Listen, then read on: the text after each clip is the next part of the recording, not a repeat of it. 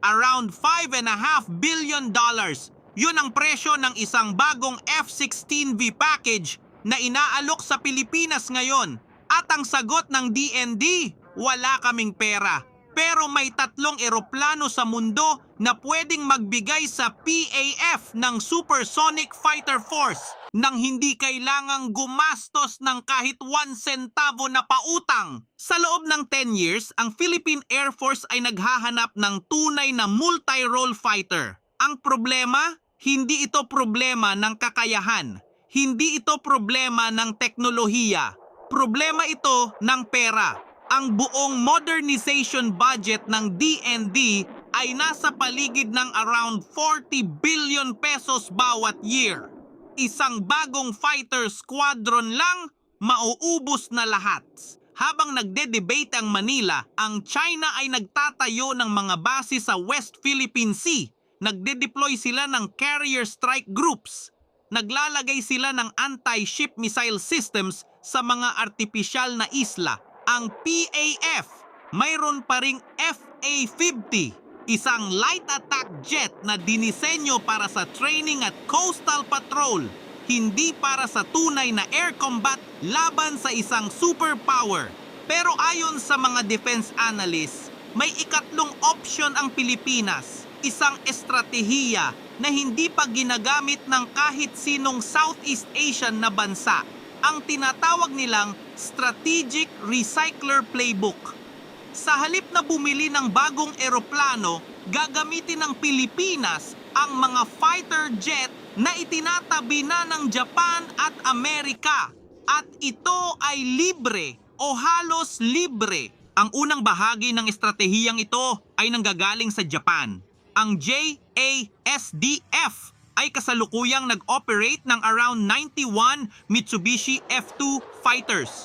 Ito ang eroplano na tinatawag nilang Viper Zero. Isa itong F-16 na pinalaki, pinaraming missile hardpoints, at espesyal na dinisenyo para sa anti-ship strike operations sa karagatan ng East China Sea. Opisyal na binago ng Japan ang kanilang 3 principles on defense equipment transfer sa unang pagkakataon sa kasaysayan ng post-war Japan. Pinahintulutan na ng Tokyo ang pag-export ng lethal na sandata sa mga bansang may kasunduan sa kanila, a total of 17 strategic allies. At ang Pilipinas ay isa sa mga ito mula pa noong 2016. Ang dahilan ng pagbabago, bumibili na ang Japan ng F-35 para palitan ang lumang fleet nila. Habang dumadating ang mga bagong eroplano, ang F-2 ay unti-unting ma-phase out. Nakatakda ito sa paligid ng 2035. Personal na nilagdaan ni na Defense Secretary Teodoro at Japanese Defense Minister Koizumi ang isang bagong kasunduan para sa Expanded Equipment Cooperation para sa West Philippine Sea. Ang F-2 ay halos perpekto. Nagdadala ito ng 4 na mabibigat na anti-ship missile ng sabay-sabay. Mas malaki ang wing area nito kaysa sa orihinal na F-16. Ibig sabihin, mas maraming fuel, mas matagal itong manatili sa himpapawid sa ibabaw ng ating karagatan. Ayon sa mga analyst, ang isang squadron ng F-2 ay maaaring makatulong sa pag-deny ng access sa malaking bahagi ng ating EEZ. Ngayon, ang pinaka-importanteng numero, ang brand new na F-16V package ay nagkakahalaga ng around $5.5 billion. Ang EDA na F-16C mula sa Amerika, kasama ang refurbishment, nasa paligid ng $250 million. Para sa buong squadron, yon ay 10 beses na mas mura para sa parehong uri ng supersonic fighter. At ito ang bahagi na kailangang marinig ng bawat Pilipino. Sa ilalim ng Philippines Enhanced Resilience Act, ang Amerika ay nagbibigay ng $2.5 billion sa Armed Forces of the Philippines bilang military financing grant. Hindi ito utang, kaloob ito ng Amerika sa Pilipinas. Ang pangalawang bahagi ng estratehiya ay ang EDA o Excess Defense Articles Program ng Amerika. Sa ilalim nito, maaaring makuha ng Pilipinas ang mga retired na F-16C at F-16D mula sa America Air Force at Air National Guard. Sa halos libreng presyo, ang FMF grant ang gagamitin para sa refurbishment at pag-install ng bagong radar, AN/APG-83, AESA radar. Ang pinakamagandang bahagi ng estratehiyang ito, ang F2 at ang F-16C ay magkalapit ang teknolohiya. Pareho silang gumagamit ng mga engine mula sa General Electric at Pratt & Whitney. Kapareho rin ng ginagamit ng FA-50 ng PAF.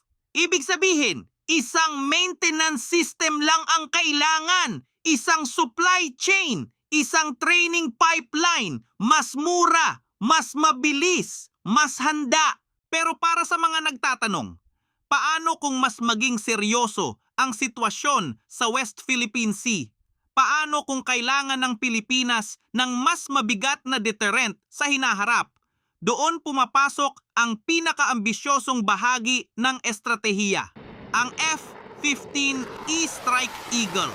Sa mga susunod na taon, ang American Air Force ay magsisimulang mag-retire ng mga lumang F-15E at ayon sa mga analyst, posibleng maging available ang mga ito sa ilalim ng EDA program. Sabay pa rito, ang Japan ay unti-unti ring nagre-retire ng mga lumang F-15J. Ang mga ito ay hindi nakabilang sa modernization plan ng Japan. Ayon sa ilang defense analyst, may isang posibleng senaryo. Ang ilan sa mga F-15J ay maaaring dumaan muna sa Amerika bago payagan para sa transfer sa Southeast Asian allies.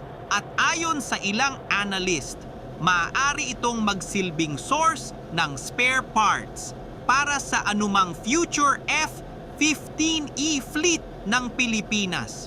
Bakit F-15E para sa West Philippine Sea? Ang combat radius nito ay mahigit sa around 700 nautical miles. Maaari itong manatili ng matagal sa himpapawid sa ibabaw ng Pag-asa Island o Scarborough Shoal nang hindi nangangailangan ng aerial refueling.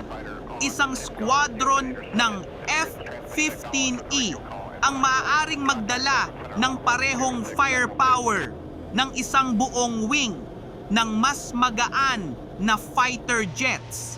Ang Strategic Recycler Playbook ay hindi haka-haka. Ito ay isang estratehiya na nakabatay sa tunay na batas, ang Philippines Enhanced Resilience Act na nilagdaanan ni Trump.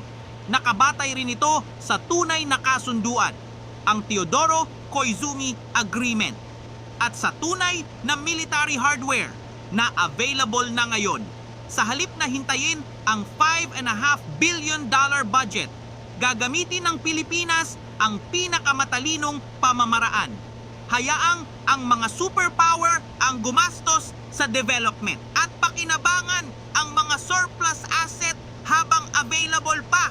Sa loob ng 10 taon, maaaring makita ng Pilipinas ang isang PAF na may supersonic fighter force, F2, F-16C at F-15E, lahat nakuha ng walang kahit isang sentimo ng utang. Hindi kailangan ng Pilipinas na umutang para maging malakas. Kailangan lamang nito ng tamang estratehiya. At ngayon, mayroon na tayo